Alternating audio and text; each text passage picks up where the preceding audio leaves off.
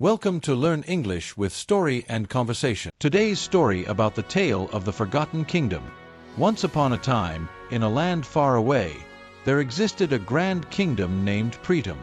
Pritam was renowned for its stunning architecture, fertile lands, and most of all, the wisdom of its rulers. The kingdom had prospered for centuries under the guidance of a long line of just and fair monarchs. Pritam was a beacon of culture, knowledge, and peace, admired by neighboring kingdoms and envied by others. The kingdom was ruled by King Alaric, a wise and compassionate leader who was deeply loved by his people. King Alaric was not just a ruler. He was a scholar and a philosopher, always seeking to learn more about the world and the nature of humanity.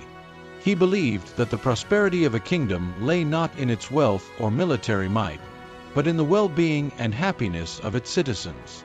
King Alaric had two sons, Prince Elian and Prince Kael. Prince Elian, the elder, was much like his father, wise, patient, and empathetic. He spent his days studying the ancient texts, learning about governance, and mingling with the common folk to understand their needs. Prince Kael, on the other hand, was more adventurous and impulsive. He was brave and skilled in combat, but he lacked the patience and understanding that his brother possessed. As King Alaric grew older, the question of succession became more pressing.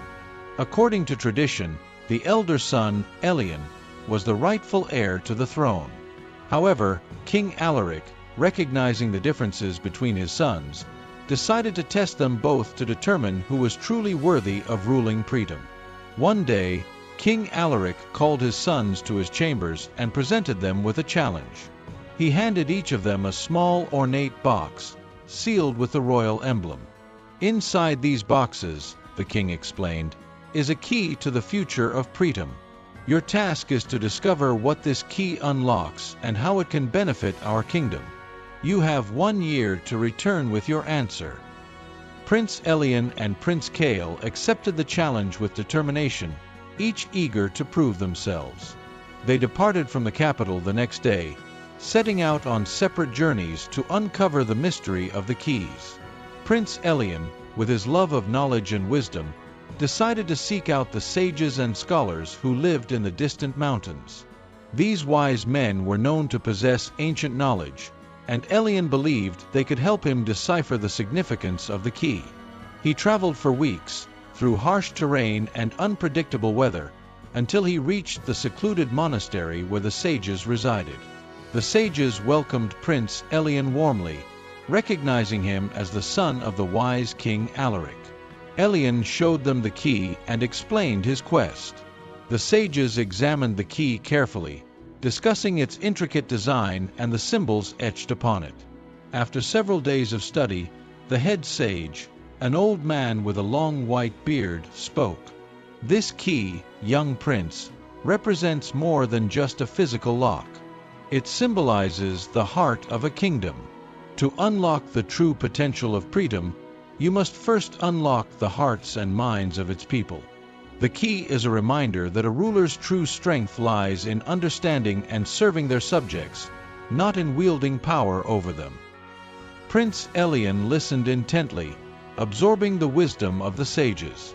He spent several more months with them, learning about the art of governance, the balance of justice and mercy, and the importance of compassion.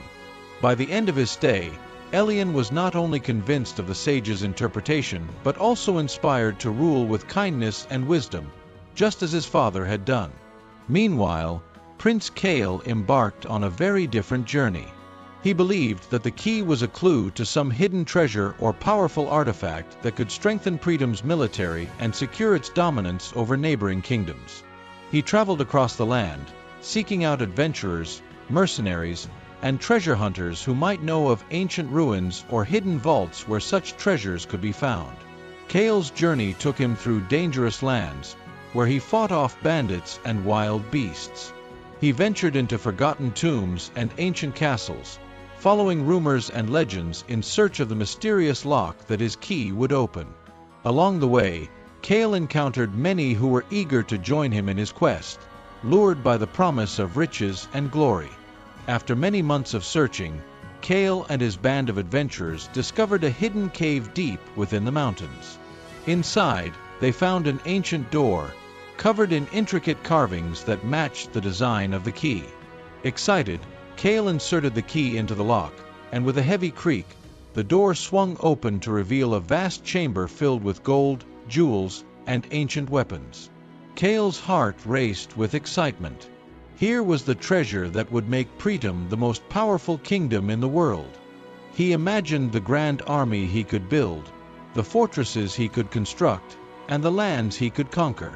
He and his men loaded as much treasure as they could carry and made their way back to Pritam, eager to show his father what he had found. When the year had passed, the two brothers returned to the capital, each confident in their discovery.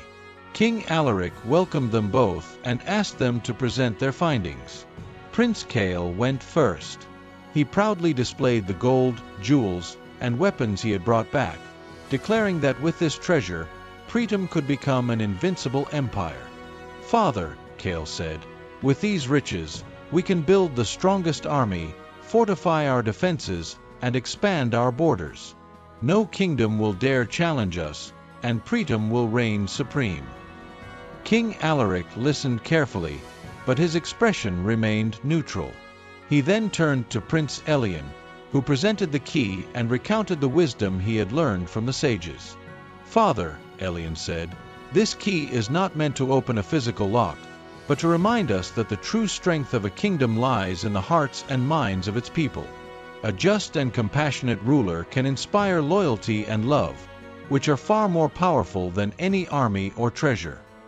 King Alaric smiled warmly at Elian, and then addressed both of his sons.